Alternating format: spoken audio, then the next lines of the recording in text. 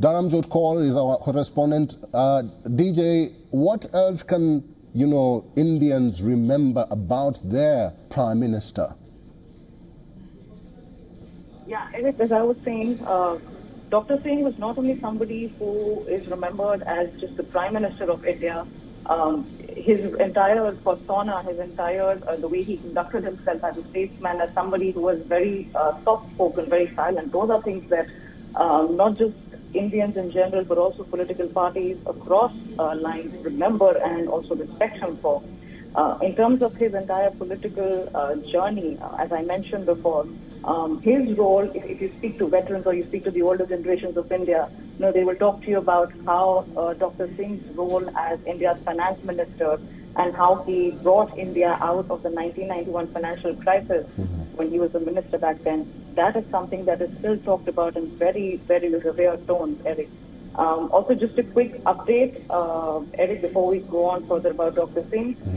The Health Minister of India, J.P. Nadda, he is also at the AIIMS hospital, and he has tweeted about the passing of former Prime Minister Dr. Manmohan Singh, tweeting that it is an immense loss for the nation, and he has referred to Dr. Singh as a visionary statesman and a stalwart of Indian politics. So, Eric, this is precisely what I was talking about, like across party lines, whether or not you're a congressperson, whether you're a political rival, Dr. Singh was revered with everybody, be it a junior politician, be it somebody who's very senior and who's seen him for decades. His role as finance minister, his role as prime minister, his role as India's chief economic advisor for the finance ministry, economic advisor with the commerce ministry in the 1970s.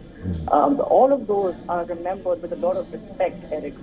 So clearly, nothing but a lot of reverence, a lot of tributes that will be coming in as the news reaches others as well, Eric.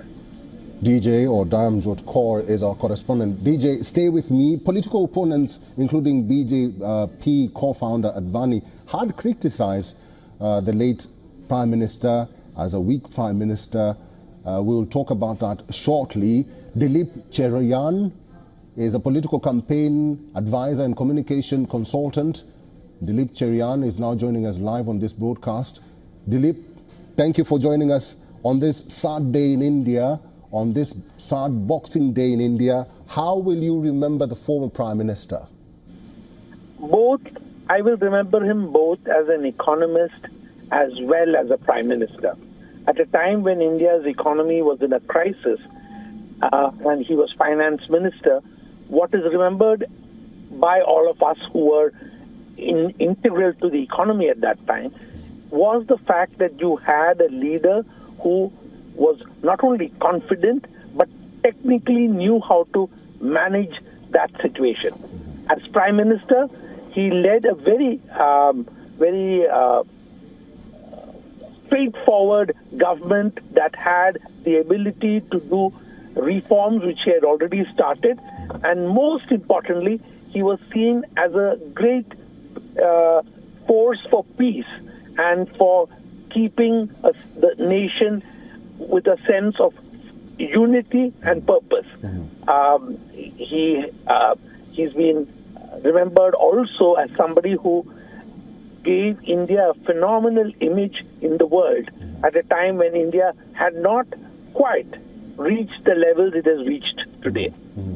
Mr. Dilip Cherian is a political campaign advisor and communication consultant. Mr. Dilip, stay with me because this former Prime Minister did attract some, I would call, in quotes, haters, because there are some who saw him as a weak Prime Minister, but he did move from that and he overcame that.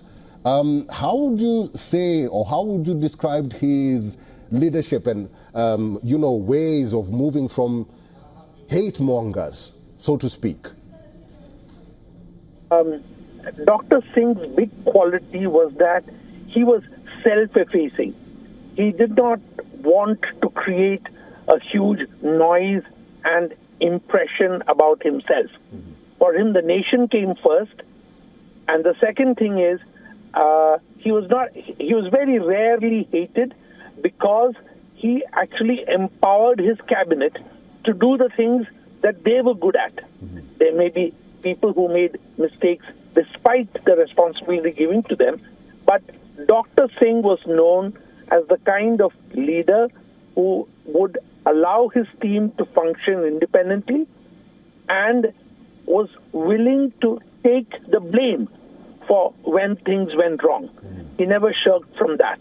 So he was a great unifier. Of course, there would always be in politics people who hate you, but he gave very little cause for hate. He was always gentle, peace-loving, and extremely inclusive in every sense of the term. All right. Mr. Dilip Cherian, thank you very much for talking to us today. R.K. Upadhyay is a senior journalist, is now joining us live on this broadcast. R.K., thank you for joining us on this dark day for India. It's a dark Boxing Day for India. We've just lost 92-year-old former Prime Minister of India, the 13th Prime Minister of India. How will you remember the former Prime Minister? Well, I think Dr. Manmohan Singh would be considered as among the most well-read prime ministers that India has ever had, after probably Jawaharlal Nehru. And, he was a great economist who turned a bureaucrat and then became a politician. So it was all accidental. I mean, ironically, a film was made on him as accidental prime minister, which is not very, very convincing about him, his role as a prime minister. But then I must say that he was one of those who really lifted India when it was in economic doldrums. He was handpicked by P.V. Narasimha Rao, who was the prime minister in, running a minority government, and made him the finance minister. So it was Narasimha Rao who brought in a lot of economic reforms when India was going through very bad phases, and it was Dr. Manmohan Singh who implemented them. But then in 2004, when the Congress got a favorable verdict, it was Sonia Gandhi who was supposed to lead the party to power. But then because of her nationality issue, she had to choose someone. And she rightly chose Dr. Manmohan Singh. And, he became one of the longest serving prime minister that India has seen. From 2004 to 2014, he performed as a prime minister. He was one of the most self-effacing prime ministers, I must say, but he was very erudite. He did not want to take credit for himself, but he led the Congress party very valiantly during those turbulent times. Mr. R.K., stay with me. Narendra Modi once tweeted and once posted a praise to Manmohan Singh, stating ideological differences are short-lived, but the way Manmohan Singh has guided this house and the country for such a long period, he will be remembered for his contributions during every discussion on our democracy. And we do understand that Manmohan Singh resigned from the Rajya Sabha this year in April. How would you describe the relationship between the current Prime Minister, Narendra Modi, and the former Prime Minister? I think they had a fairly cordial relationship because, Manmohan Singh was never confrontationist. So he would not take on anybody, even if he was criticized. So I think they had a fairly good relationship, and that is one of the. And Narendra Modi inherited what the sound economic basis which Dr. Manmohan Singh had given. I think that was one of the contributions that Manmohan Singh did. And I remember that he staked his even prime ministership going for the nuclear deal with the US. When George Bush was the president of US, he did. Go a long way to do it, though there was a lot of opposition from the French that they were supporting the government. You remember his government was supported by the communist parties from outside, and they withdrew their support on this issue. But he went ahead and signed the deal. That is one of the hallmarks of his prime ministership. And I think to an extent he did had a bad image because he ran a coalition which he could not really control, and there were multiple allegations of corruption against his ministers. Though he himself was very clean, I mean, everybody knew that Manmohan Singh was spotless, but he had no control over the allies, and that brought in a few scandals during his term as the Prime Minister. Mr. RK,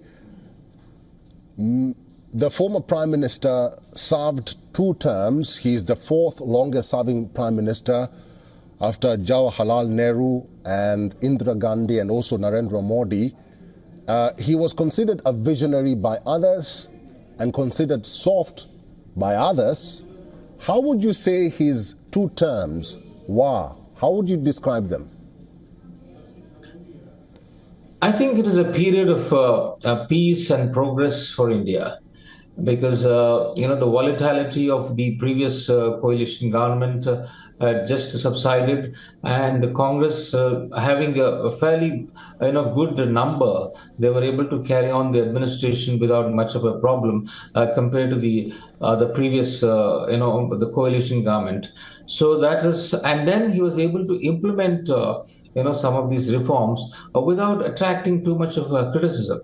See, he was known to be very, very quiet, in administration. He was very efficient, and he would not seek too much of attention to himself. Right. And that is one of the reasons why he rarely held any press conferences. And even when he spoke to the media, it was a few words, nothing more than that. So, I mean, compared to, let's say, Narendra Modi, he was very much self-effacing Prime Minister, and that is one of the reasons why I think in a huge party like the Congress Party, where there were other stars, they really worked with him. They cooperated with him because he was not seeking any kind of publicity for himself, and all the time he was working for the country.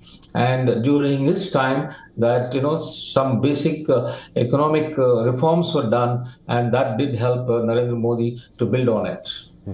All right, RK Upadhyay is a senior journalist. Mr. RK, stay with me as we remember the former Prime Minister. For all the latest news, download the WION app and subscribe to our YouTube channel.